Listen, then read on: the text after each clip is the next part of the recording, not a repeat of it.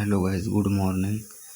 आज 11 सितंबर है। आज का डायरेक्शन प्रेडिक्ट करते हैं कि आज यूरोएसडी का डायरेक्शन क्या हो सकता है, किस साइड मार्केट मूव करने के चांस हो मतलब बनते हैं। देखते हैं कि इंटरनल बियरिश है, सप्लाई में आया, सप्लाई में आने के बाद बार बार रिजेक्शन करने के बाद सप्लाई फेल तो नहीं किया, बट हाँ बुलिश मोमेंटम के साथ कैंडल क्लोज किया है। इस हाई के ऊपर कैंडल क्लोज किया है, तो हम यहाँ से बुलिश के लिए रहेंगे डेली में। तो डेली में एक डिमांड है, यहाँ पर डिमांड में अब तक आया नहीं है।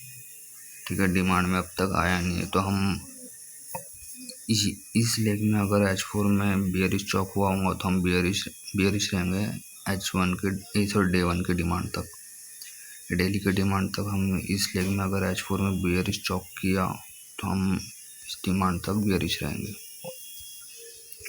तो H4 में आया, H4 में बियरिश, यहाँ पे बियरिश चौक किया है।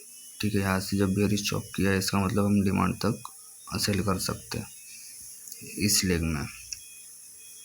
तो हम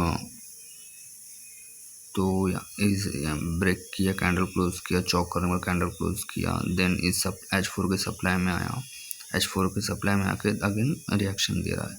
तो इस लेग में ये जो लेग है, ये जो हाई, ये वीक हाई और ये वीक लो, इस लेग में अगर बियरिश चौक किया होगा तो हम कंटिन्यूशन बियरिश रहेंगे। अगर बुलिश चौक किया होगा तो बुलिश रह सकते, पर चौक करने का चांस ज़्यादा होता है। तो देखते हैं कि इसमें क्या होता है। अब तक स्टिल बुलिश चौक नहीं किया, ऊपर में H1 का सप्लाई भी अनमिटिगेट है। बट ये वीक को क्यों मैंने मार्क किया, क्योंकि वीक बड़ी है इसलिए मैंने वीक को मार्क किया, क्योंकि वीक से रिएक्शन करने के ज़्यादा चांस होते हैं जब सप्लाई बड़ा होता है। वैसे देखा जाए तो सप्लाई ये है अनमिटिगेट कैंडल यहाँ से, मैं वीक को लिया क्योंकि वीक से ज़्यादा हाई चांस होते हैं ना, वीक तो बड़ी भी है ऊपर से, इसलिए।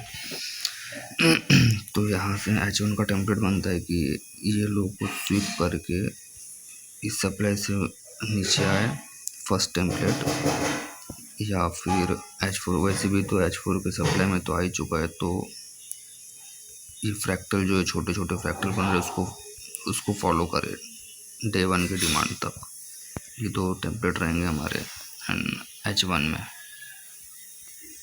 ठीक है, अब देखते हैं कि फिर इसको स्वीप करें, इस लो को स्वीप किया तो ऊपर साइड देख सकते हैं, या फिर इस फ्रैक्टल को फॉलो करेंगे बियरिश के लिए डे 1 के डिमांड तक।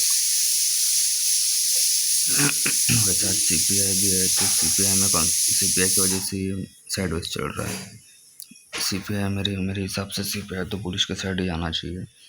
ये लिक्विडिटी क्रिएट कर रहा हूँ, नीचे आएगा, और इस डिमांड से मेरा प्लान ये है कि CPI इस डिमांड से बुलिश जाना चाहिए। देखते क्या होता है।